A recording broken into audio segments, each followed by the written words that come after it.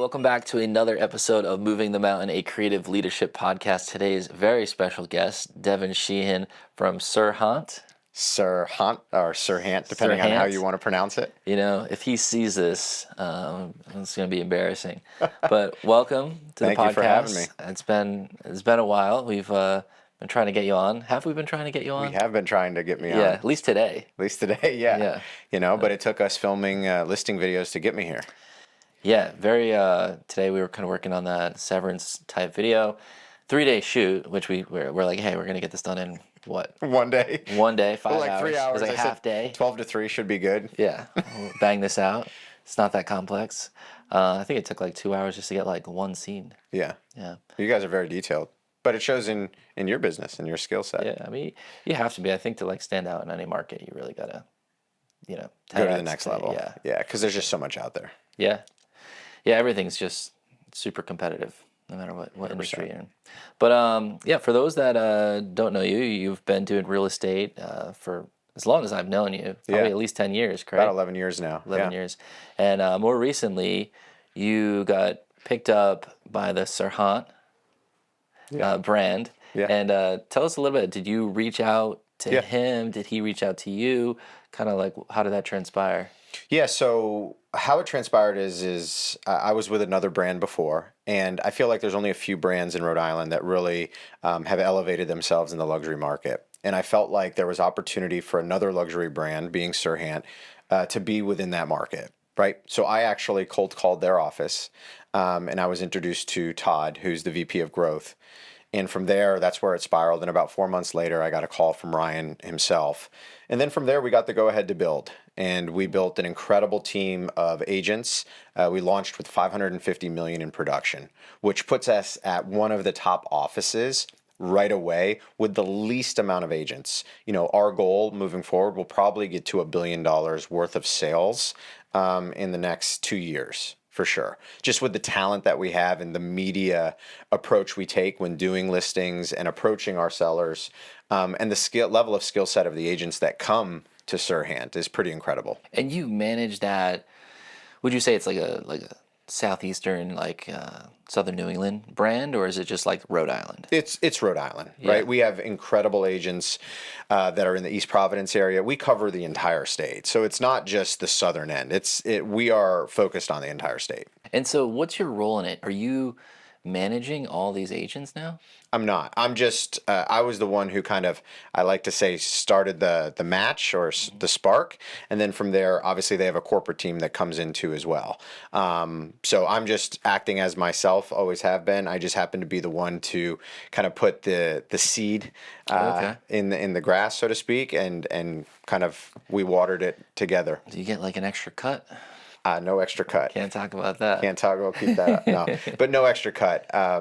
But what the value is being around somebody like Ryan himself, who you can learn so much from. I mean, the guy's super young, and look at what he's built.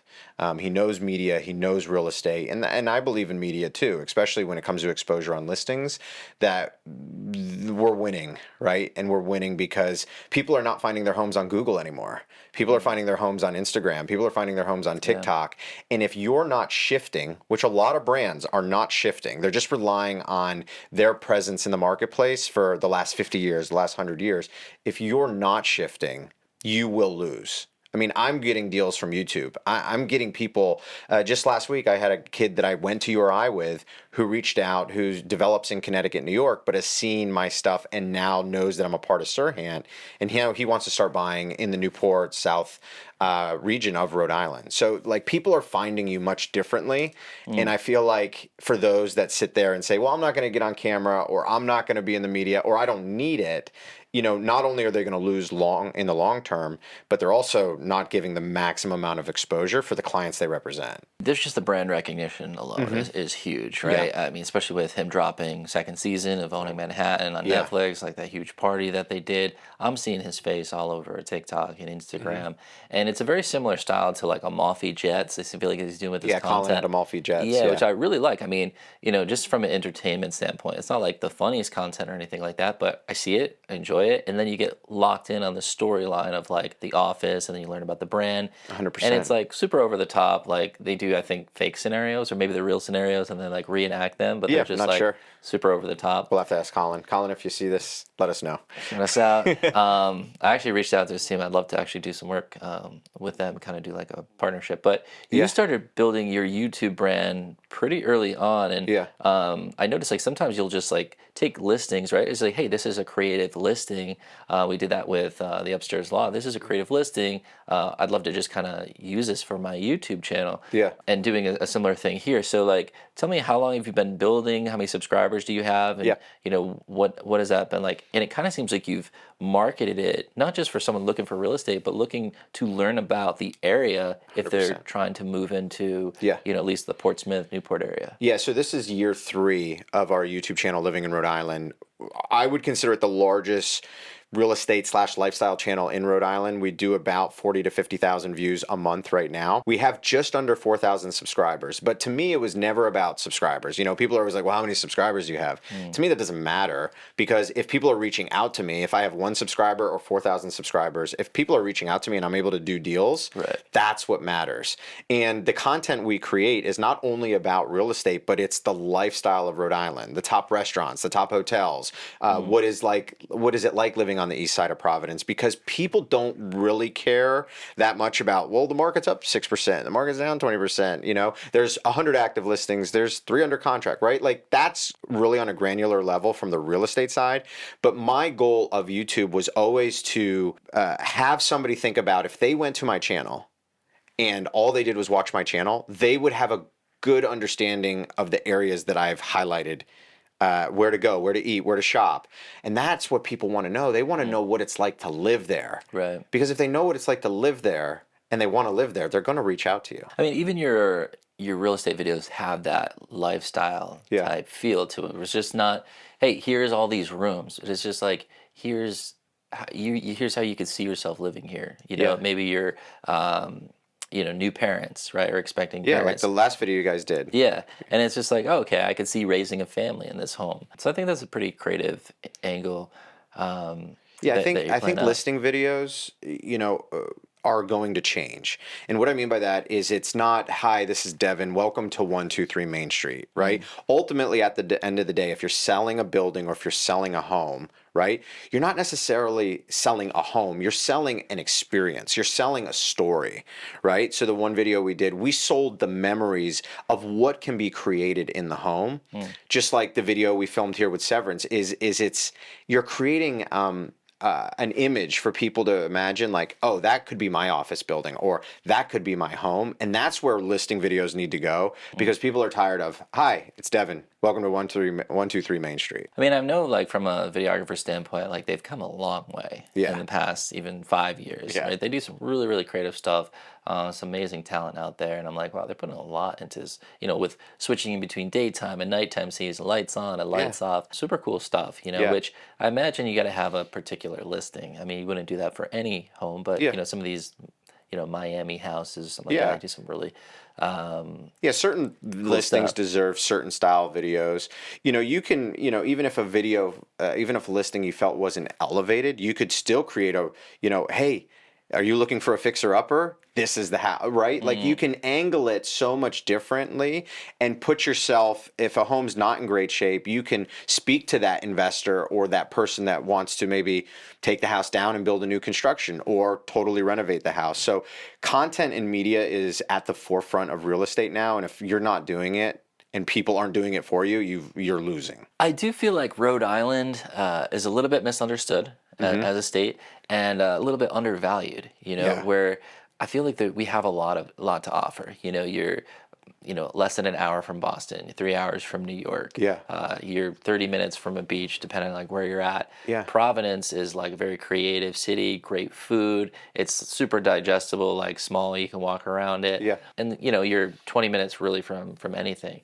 So I feel like it's underrated. We had this idea, we wanted to do some like tourism videos, just like for fun. I mean, like showing shots of Narragansett Beach, you're surfing, some Yeah. of the restaurants, we have great coffee shops. So it really is a great place to live. So I like that idea that you're kind of mixing in, like, you know, what's the value? Like, what does Rhode Island have to offer from like a tourism standpoint, or from, you know, living here into your videos? I think it's very Well, I think it's super unique. Rhode Island, I would say, is severely undervalued, right? When you think about your proximity to Boston and your proximity to New York and the prices at which exist, right? Like you go to the Hamptons, we're talking like 40, 50, 60, $100 million homes.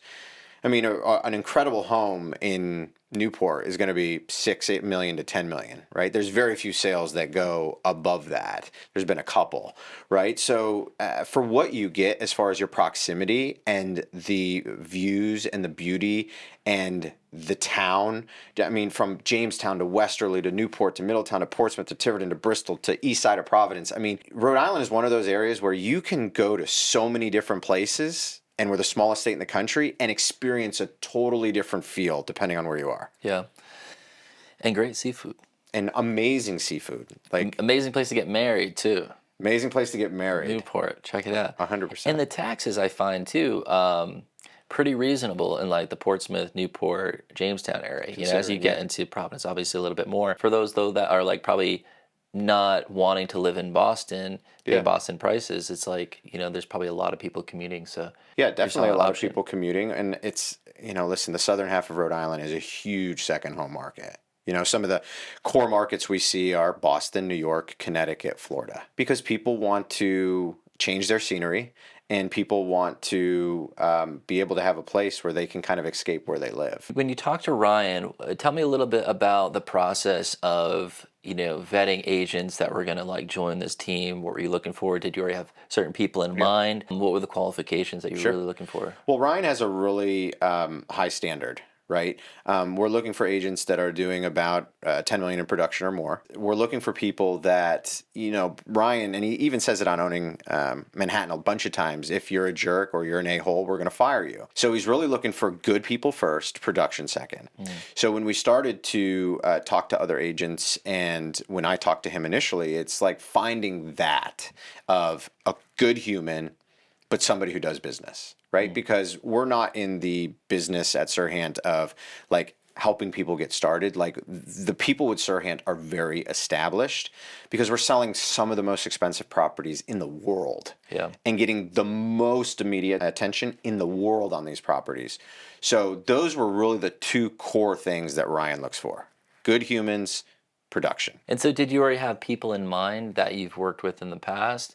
Or were there some like, hey, you're asking other agents, like trying to get, like how many people did you have to bring on board for this? Yeah, it was more of a volume number. The volume number was to get to 500 million. We got to 550, so we beat it. But yeah, I had conversations with people in my sphere, developed a small team around me, other founders, because I'm a founding agent of SERHANT. And then we just kind of talked and we had conversations around, you know, other agents, and then corporate had their influence too as well. So it wasn't just us, right? Personal question, but was there anyone that that you were really looking forward to having that maybe had their own thing that maybe didn't hop on with you? Or is there anyone that you were like super excited with that you got? There was multiple people that we were excited with that jumped over, and there were some people that I thought really would get it, right? Like they really would understand the value prop that Ryan and SERHANT bring that didn't come over. And I think there's this underlying skill set of agents out there that want to come, but they kind of want to see how we're going to do. See, I never had that doubt. I never was like, oh, I wonder if we're going to do well. I mean, we're talking about a show that gets hundreds of millions of views. Yeah, it kind of seems like a no-brainer. It's a no-brainer, right? But you did get some no's. Yeah, yeah, we did. But I think, listen, what's meant to be is meant to be. But I think if an agent really, really wants to be in the luxury space, and if an agent really wants a corporate team that's talented, but also values content and media, I don't know where else you're going to go.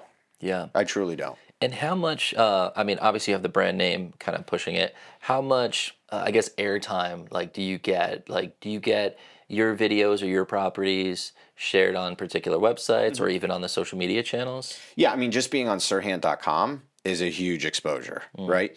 But they'll share it to SERHANT Corporate. Ryan might share something. Other agents that are very well followed. I mean, we're talking, there's other agents in the brand that have millions of Instagram followers or 500,000 Instagram followers. Like people that have real pull socially will share your stuff, right? And that just helps you continue to get exposure, because all it takes is one video for somebody to see and be like, I've been thinking about Rhode Island. I'm going to reach out to Devin because I loved his last video.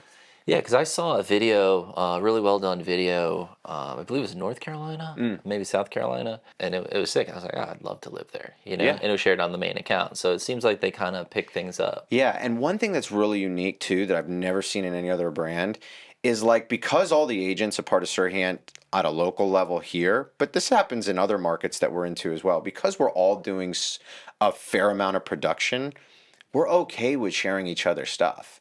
Like if somebody has a killer video, I'm going to share their stuff. Right. And I think being okay and intentional about giving as much exposure to each other just naturally is going to bring more business. Right. Like we did a listing video for Dina and Nikki that have the listing in Narragansett. I just posted it as a reel today, and there was 6 or 7 of us that filmed there, right? And we all shared it on our social. Like, imagine the power as a seller. Like, yeah, you're getting them, but you're also getting Devin's network and Jenny's network and Ben's network and so on and so forth.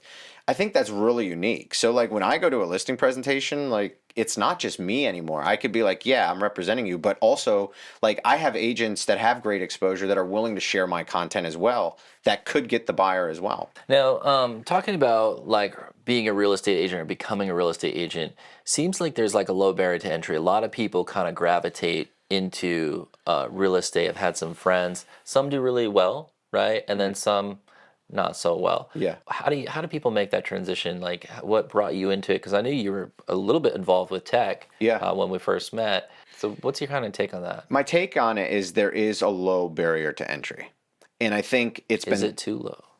I don't know. It might be too low, right? I mean, we're talking about people handling the largest transactions, usually of people's life. Right? I mean, this isn't like we're selling $1,000. I mean, we're handling a $4 million transaction, $1 million transaction. I mean, how many transactions in your life are you doing outside of that, right? Of that size.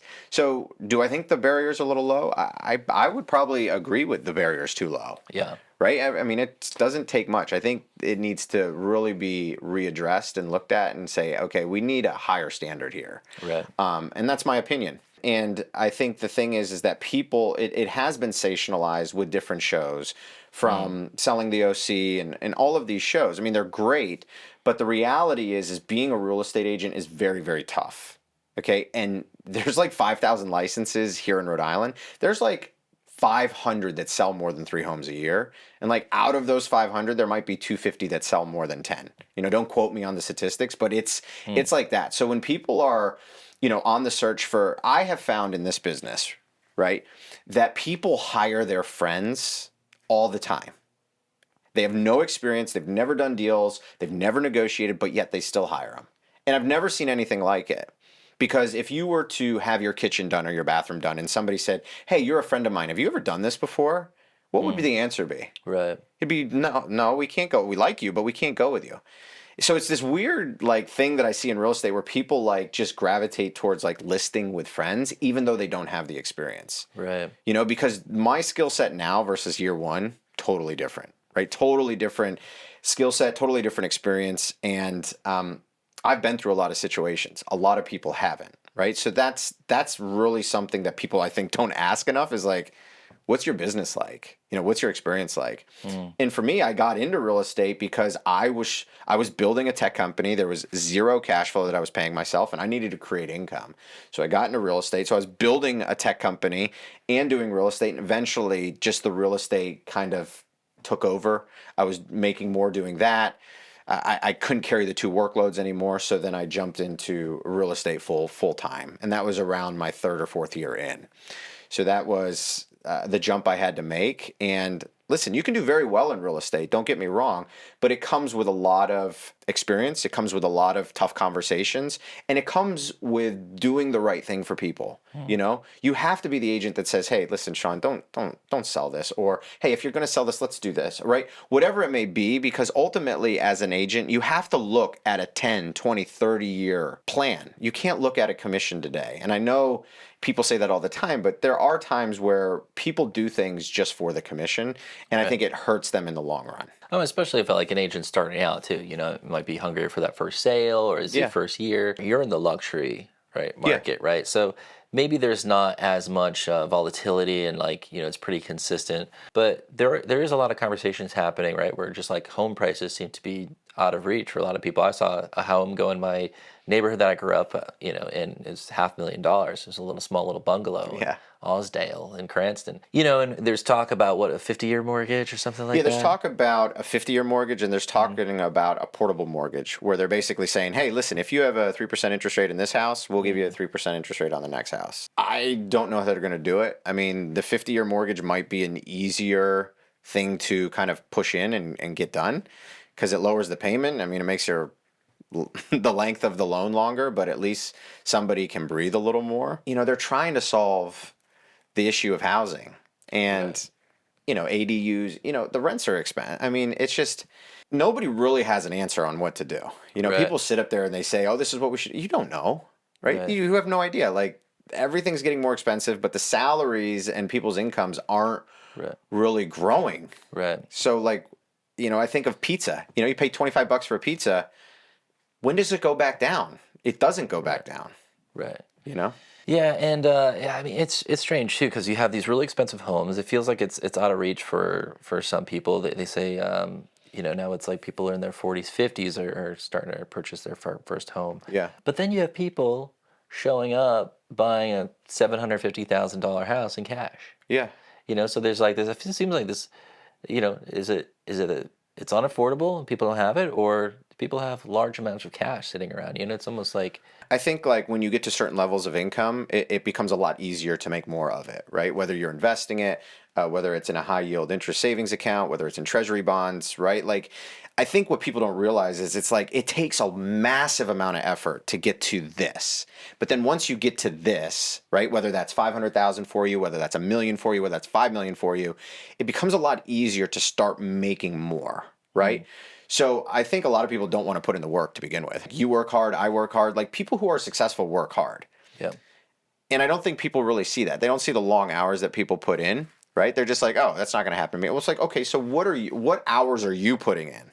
Right. Usually I find that the people that are less successful don't put the hours in that the people that are. Up front, you have to put in an insane amount. Insane amount every single week. You can't stop. The thing is like, in social media, it makes it look like it's like all of a sudden rising stars, but like the hours they had to put in to like get into the algorithm to create the content, like that's what people aren't seeing. And that's where I feel like it's not for everybody. I mean, I remember very long nights staying in the studio 12, 1 o'clock, like working on projects. And, other people I think like to have a social life. You see your friends going, they're going to Applebee's, they're going out to dinner, they're doing this. And, if that's what you want to be doing, I think that's great. That was having fun, being locked in. So, but it does take a toll, I think, after a while. I think you have to kind of hit a breaking point where it's just like, okay, now you can back up a little bit. But Ryan seems to have his follow-up thing that I was watching a clip on. He follows up with someone till they're dead. Yeah. And it was like this one, and when he first started out, he said he tries to meet like 8 to 12 people a day, and then he'll follow up with them every week. And this couple, I think they were looking for like $1 million home, and I think he followed up for a few years, and then ended up selling him a $6 million home. Yeah, I think it might even more than that. Like, it was like he's had story after story like that. Yeah, I think that comes from systems that he has in place. I think it comes from the drive that he has. I mean, he has an insane amount of drive. And I think as he's involved, and I'm speaking for him, so I don't know if it's correct or not, but I think as he's evolved, I don't know what coaches or people he necessarily has around him, but he's definitely learned the skill set of delegation. And I think that's the number one skill set that business owners need to learn. You can't do everything. Right. But if you focus on the high value task, like, you can grow. And I think Ryan has done a really good job of leveraging his opportunity on $1 Million Listing and then leveraging it in Netflix.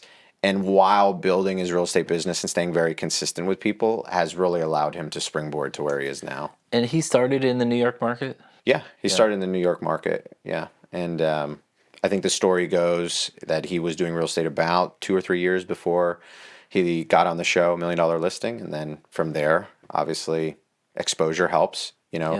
Eyeball attention equals currency. I think he really not only worked hard, but took advantage of the attention that was on the show, because it really was a great show. Yeah. So tell us a little bit what you got coming up, maybe your next 3 to 5, some of your plans, what your focus is right now. So I would consider that I'm in the business of active income, right? I would really like to, my goal this year is to get our team to 50 million. It's just me and Colin right now. We've had some interviews with other agents that have reached out that want to be a part of our team. My goal is to build that to about 4 or 5 really, really solid agents, people that are doing heavy production, and get to a point where we have a team assistant, and we get to the point where we do have a team videographer that just films content all day long. Our conversations, walking to listing appointments. I wish I had somebody filming this podcast, right? Because micro clipping and short clipping, I think, is the future, right? Just like with Colin at Amalfi Jets, like people don't realize like how interesting conversations are. Yeah. Like your conversations in your business are very interesting. My conversations in my business are very interesting. So that's where I want to get to, and I would love to and really focus on leveraging the team and getting that to over 100 million in the next couple of years, and then from there using that income and buying, because I own commercial real estate now, buying more and more commercial real estate to eventually get out of the active income business and leverage acquiring assets and building wealth for my family that way. That's all the time that we have for today. Devin, I know you're a very busy man. Thank you for stopping by. Thank you. Very much looking forward to this next video that we're dropping. Let the people know where to find you if they're in the market for a home. Yeah, so if you are looking to discover Rhode Island, you can go to our YouTube channel, Living in Rhode Island. You can really get a good sense of what Rhode Island is like. You can shoot me a text. My cell phone is 401-297-6231. I get a lot of spam calls, but I also get a lot of client calls, so I'm okay with that. And you can follow me on Instagram at Sheehan Devin, SheehanDevin, and check out all of our content. Great. Thanks so much for coming by. Thanks for having me.